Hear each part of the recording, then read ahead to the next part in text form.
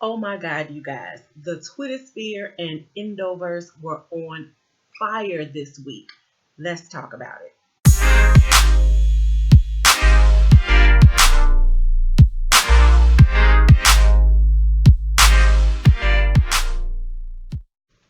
Hey guys, welcome back to my channel. It's your girl, Miss Fighting Fiercely, and today we are going to be talking about all the smoke that was let loose on the internets this week about Orilissa and endometriosis and healing yourself through diet and manipulative marketing.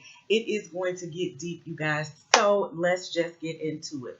So all this past week, the endo advocates were going in on this particular doctor who on Twitter was making some pretty outlandish claims about the drug Orilissa, which, as you guys know, is now on the market as a treatment option for endometriosis. If you guys have been following me for a while, you know how I feel about the drug Orilissa.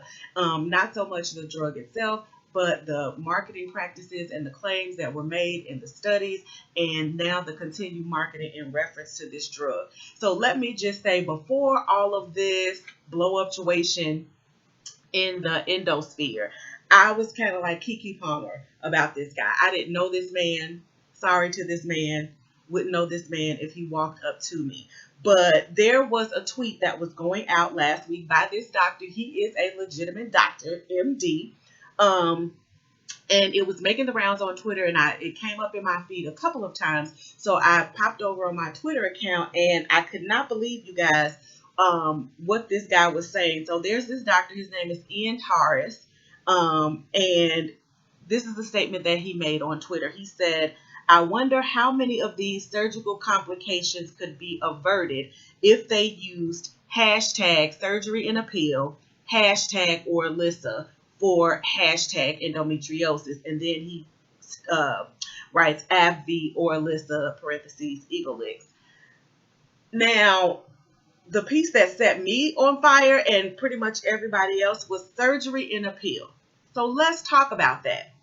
SurgeryInAPill. Really? So what you're saying is people with endometriosis can now all of a sudden just magically pop this pill, and it's going to somehow mimic the effects of wide excision surgery to cut out at the root all of the endometriosis in your body? I don't think so. Let's rewind it back a little bit and talk about some facts, right? So first of all, according to its very own published study, Eaglix or Orilissa, the brand name, only has two basic indications, meaning that they're only qualified to treat two basic conditions. The first one is dysmenorrhea, which are menstrual cramps related to uterine contractions, number one. And the second symptom is pain, pelvic pain away from the menstrual flow. It did find with the higher dosage that some people would experience relief as it relates to painful sex. So all in all, you've got three issues: uterine cramping, period pain, and painful sex.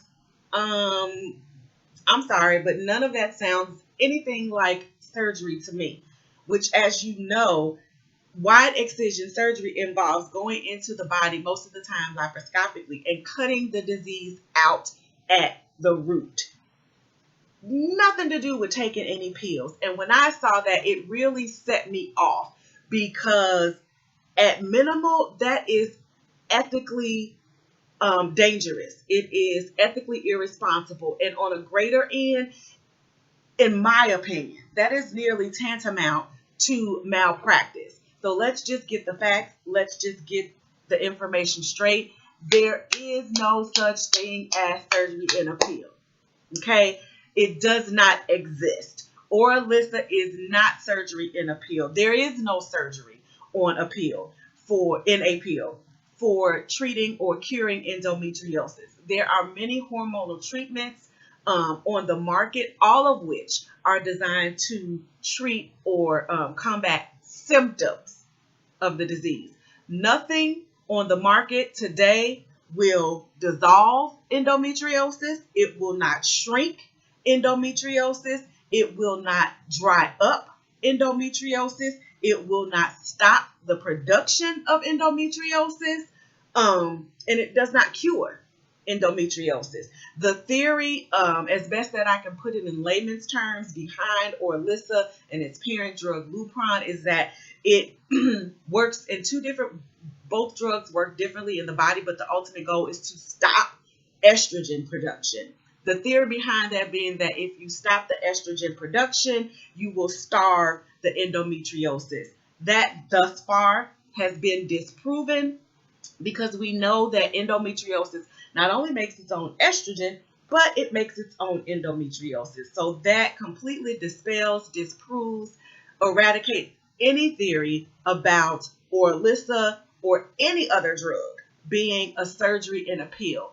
And needless to say, plenty of the endo advocates hopped on his page, correcting him, giving him factual information, letting him know just what a gross miscarriage of information, putting stuff out like that in the universe is, how damaging it is to the community.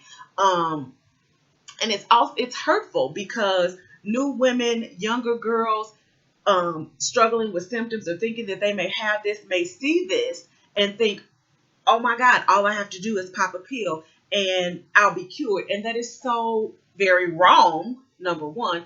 And it is so very damaging to do. So needless to say, after everybody went in, he came back the next day and his responses were even more disheartening after that. He tried to turn it on himself to turn it on us to say that we were bullying him, that he was the victim in this. So I'm just going to read some of the response tweets that came out the next day following the initial backlash about his surgery in a pill comment.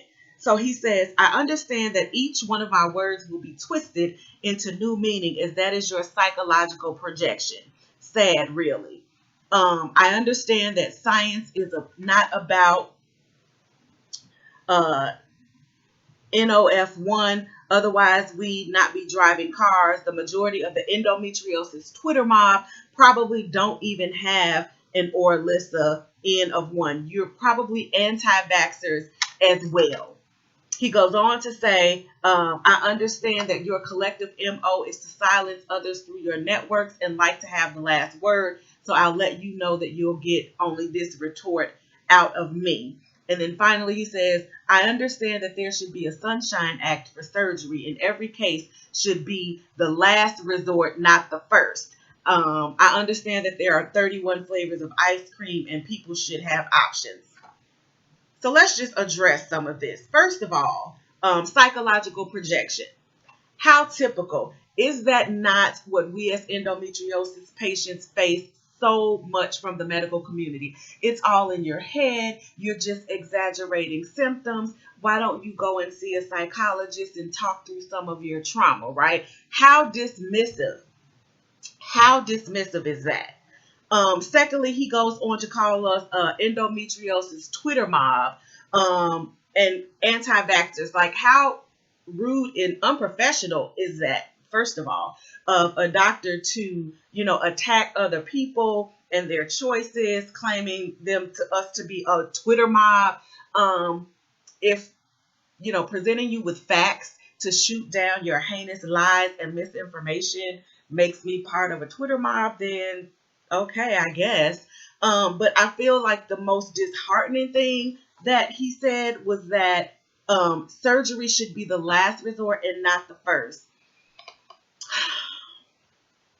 That just, for lack of a better word and for being dainty and correct, it pisses me off. Because here's the thing that we do know. Statements and attitudes and behaviors such as this by many doctors and many OB-GYNs is part of the reason that it takes anywhere from 8 to 13 years for women to get an accurate diagnosis. That's just to get diagnosis. That's not even talking about treatment, proper treatment. Add on another 2-3 years to that or longer. As it stands right now, there is no cure for endometriosis. And right now, wide excision surgery is considered to be the gold standard, meaning it's the closest thing that we have to fully eradicating the disease from the body and lessening the chances of reoccurrence to as little as between 5 and 15%. And even that is not a complete cure, as the disease can and has come back even after expert excision surgery. That is just the nature of the disease. But instead, doctors like this, who are getting paid by pharmaceutical companies, want to put surgery, the most effective known treatment for the disease, to the back burner, and instead plow us with all of these hormonal treatments and experimental treatments. Try this, try this, try that over here, and circle back around years later. Most women end up getting surgery anyway. But if we know that something has been deemed to be the more effective, why not start there? Why not start there?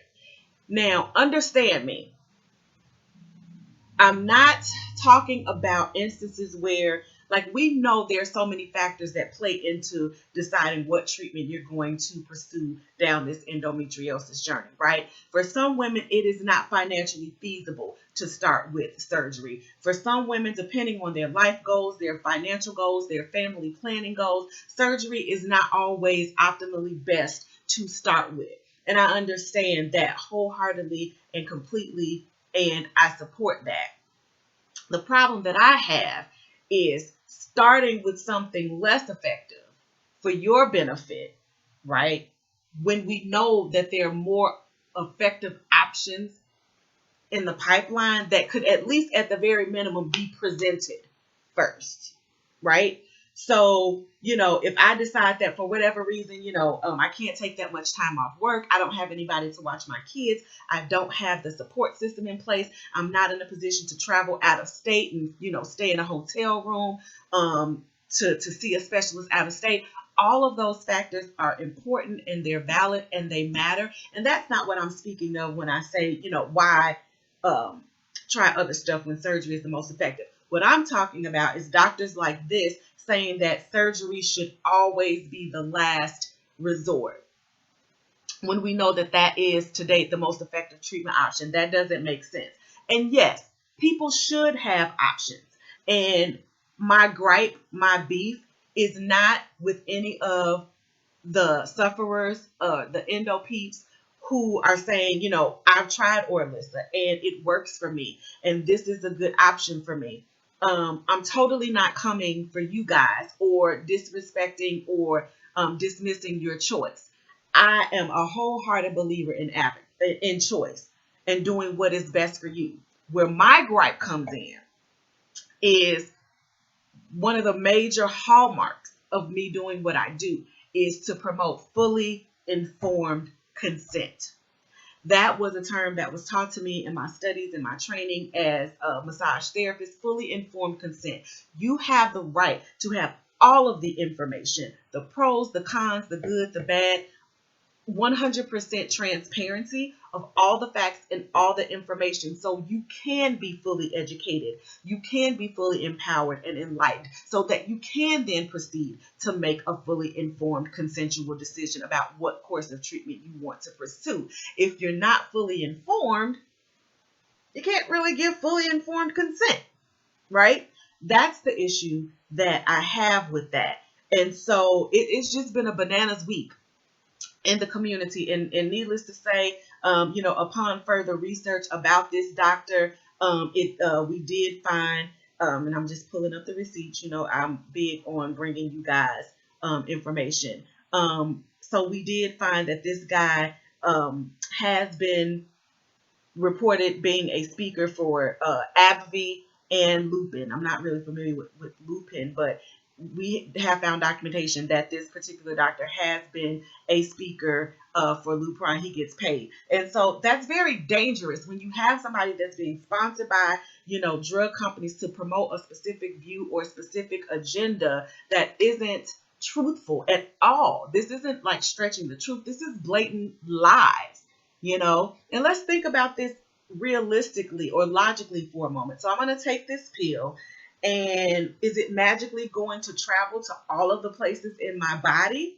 Is it going to travel to my liver and my lungs and my peritoneum and my kidneys and, my esophagus, my thoracic region, and clear it all out and just dissolve it and make it go away? Absolutely not.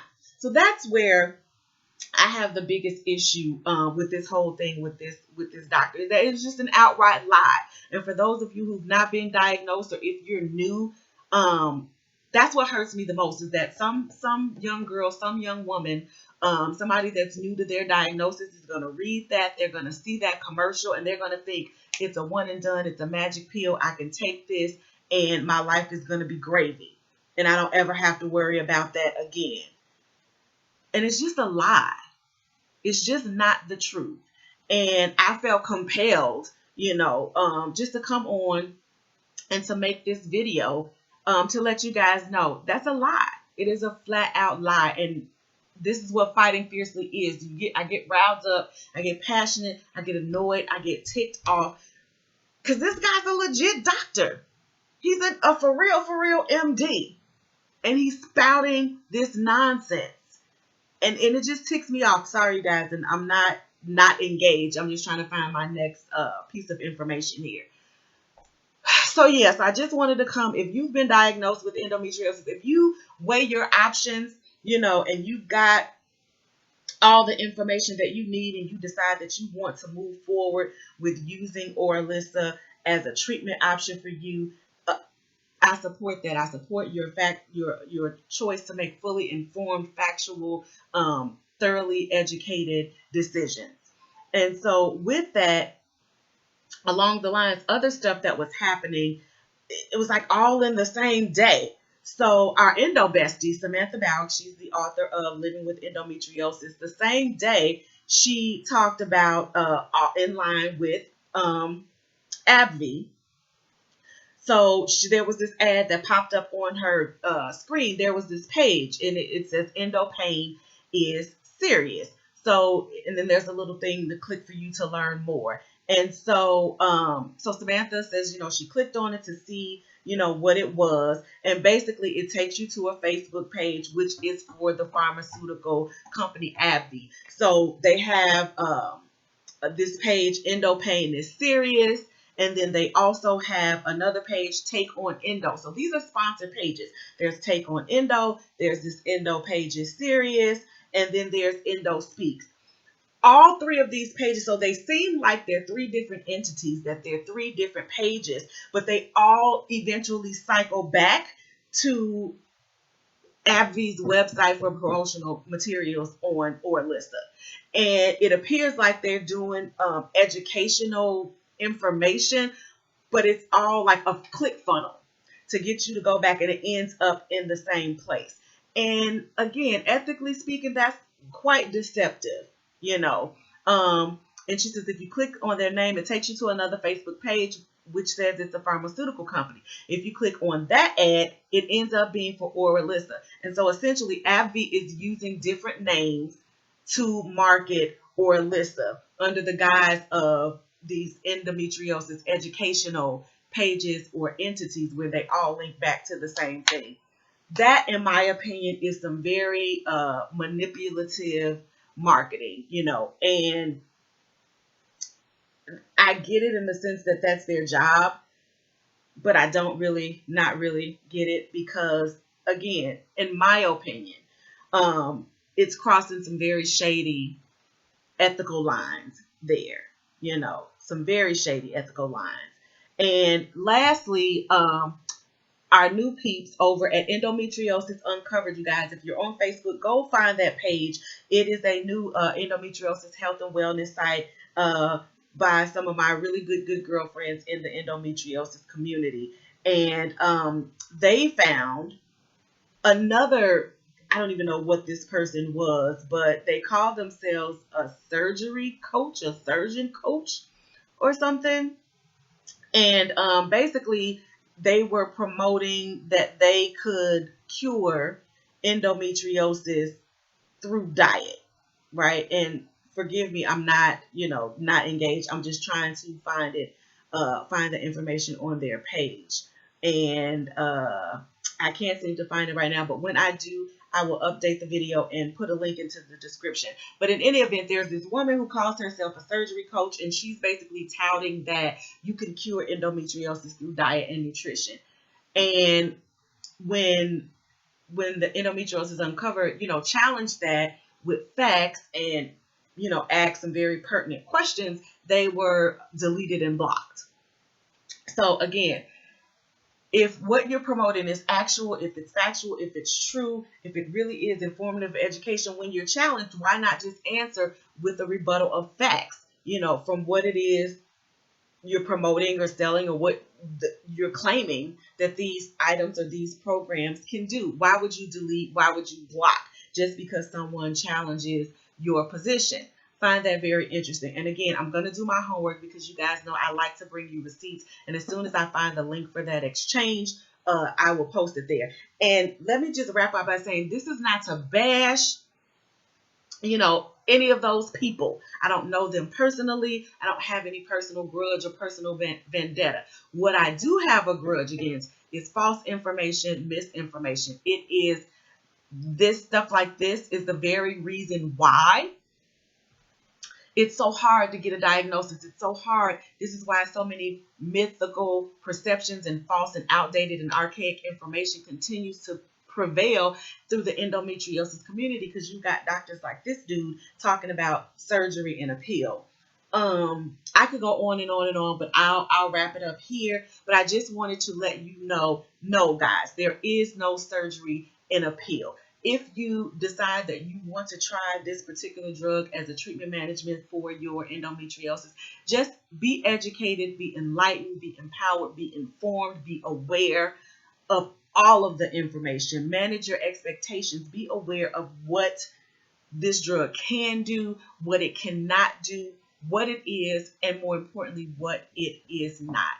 So I had to come and get that out for you guys, because I would hate for anybody to see that and run with that and then have false expectations and then be crushed when they don't receive the results that they were looking for because somebody lied and gave some wrong information. So as always, I hope you guys were educated, enlightened, empowered by what you've seen today. If you like this video, please click on the subscribe button, the like button, share this video so that other endo peeps can be educated, enlightened, and empowered as well. Don't forget to click on the notification button down below so you guys can be uploaded, so that you guys can be updated and notified when I put new videos out. I'm also going to put a link in the description and probably somewhere up here at the top of the video to my deep dive discussion into Orilissa. So if you want more information about that, I go in depth about Orilissa, about Orilupron, how they work, what they are, what they're not, all that good stuff. So that is it, ladies and gentlemen. For me, it is your girl, Miss Fighting Fiercely, Michelle N. Johnson.